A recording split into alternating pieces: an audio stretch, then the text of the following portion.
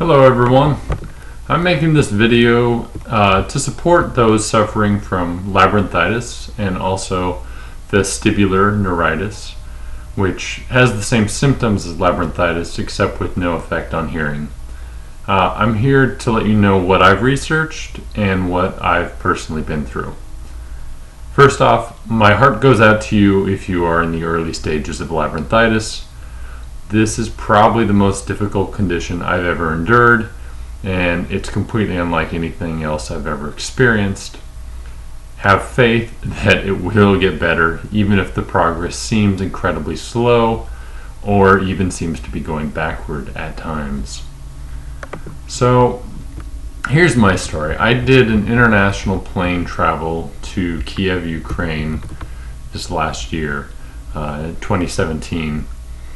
And during this trip, there's the big flight, as well as the fact that Kiev has the deepest subways in the world. So every day I'm going down and up into these subways, back and up, up and down, up and down. And what I think might have happened was I damaged my inner ear. And initially I felt slight imbalances over a period of a couple of days, like the floor was moving. And at times it was because we were going on these big, long escalators. But also with all these people around, presumably I got the flu from one of them, and it was one of the worst flus of my life and one of the worst flus ever.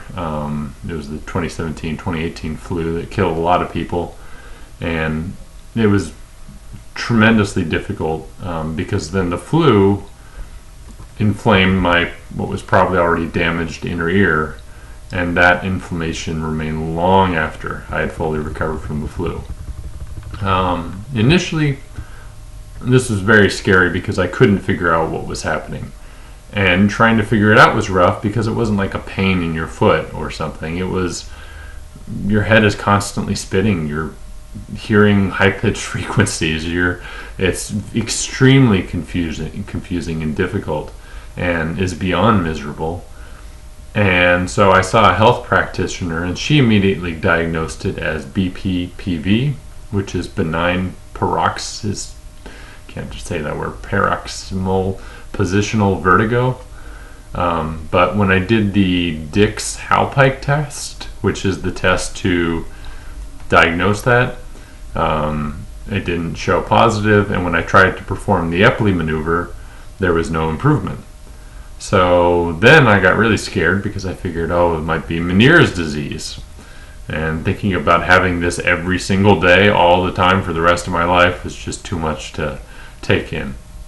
However, then I went to lunch with someone I knew who actually had Meniere's disease, and I saw how functional he was compared to how broken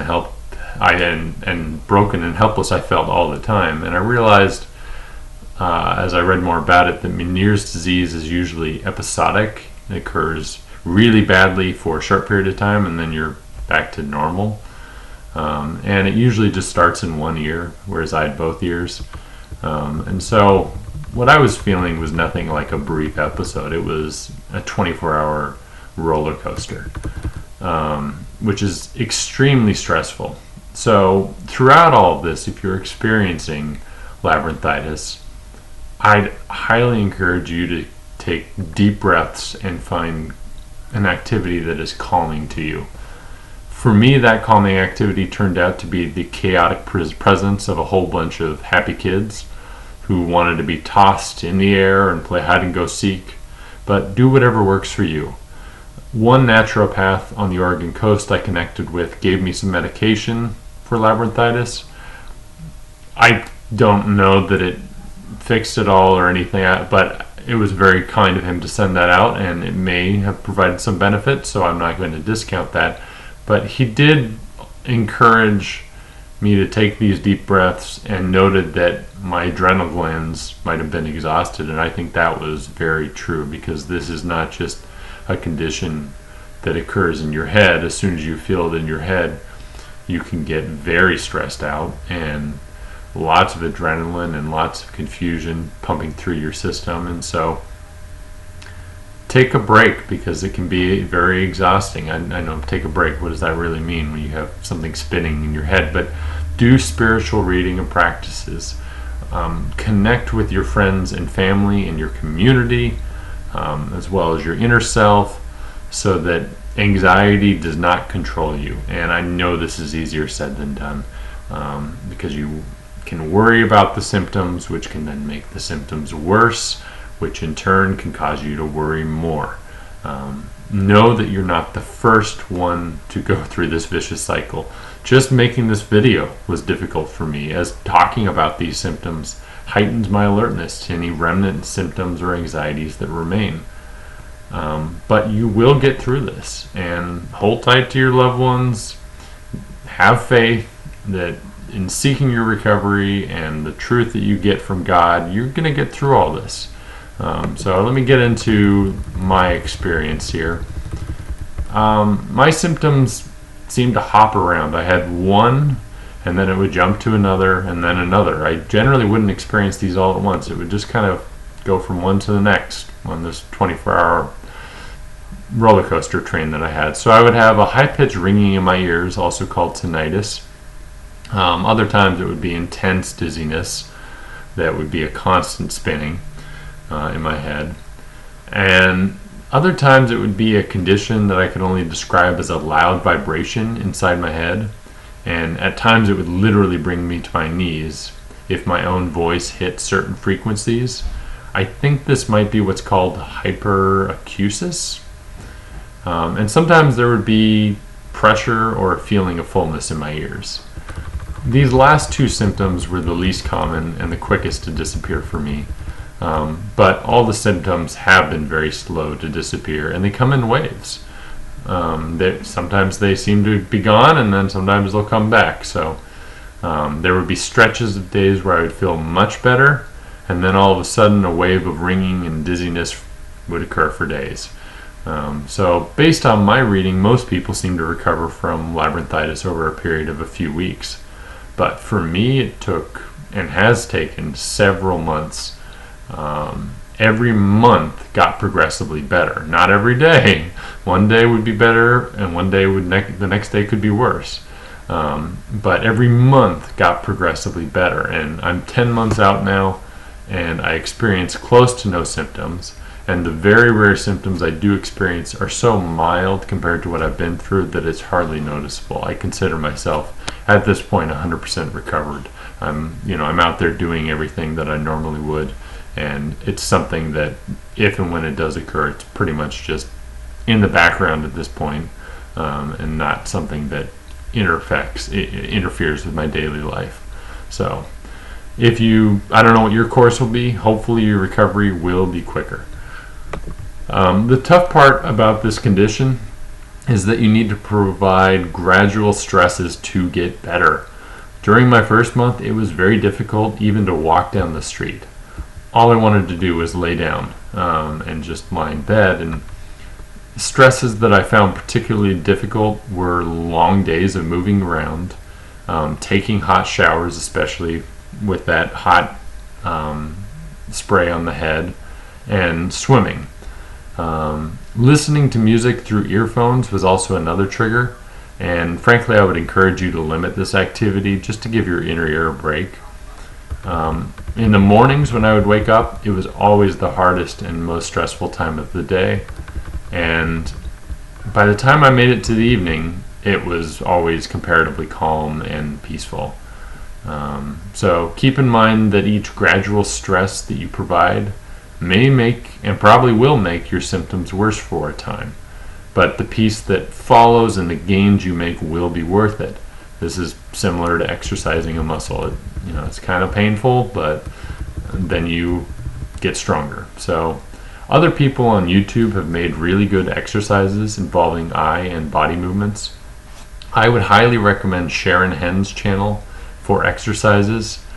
But additionally, because she's been through the dark depths of this condition, she provides really great advice, is very thoughtful and compassionate in her approach, and so check out her channel for that as well, because I'm not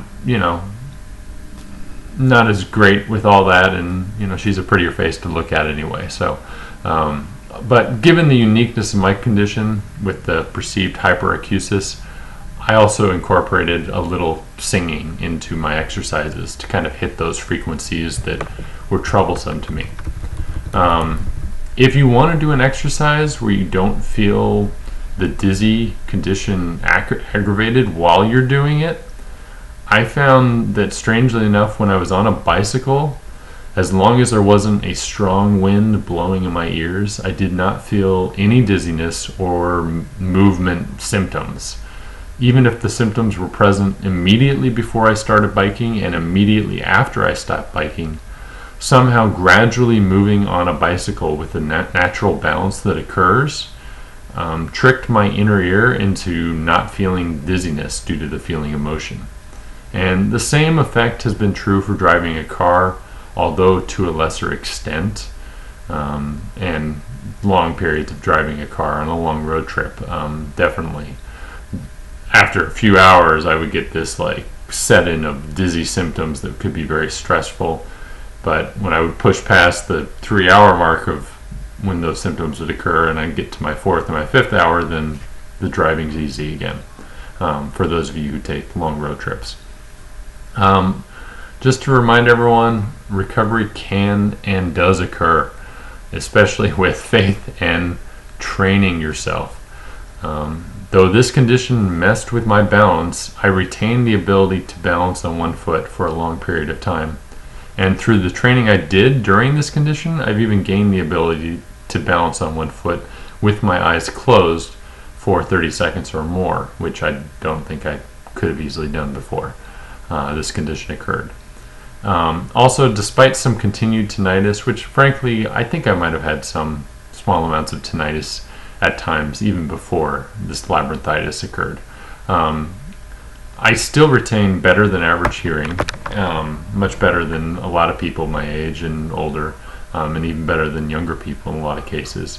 And I think that if you are one of those people that happens to be able to hear really high frequencies that others don't, you may have more pronounced tinnitus symptoms like I did, and so those may take longer to vanish as they seem to have been with me. But so that's kind of the blessing and the difficulty of having hearing, that where you can hear those higher ranges. So recover smoothly, stick with your family, stick with your friends, go out and also feel free to reach out to me if you're dealing with this. I know it's extremely difficult, and so we got to help each other through this. Feel free to reach out, and because having others, especially those who can support you and maybe those who have also been through this, can provide a world of difference in helping to pave a path toward recovery. So, bye everyone.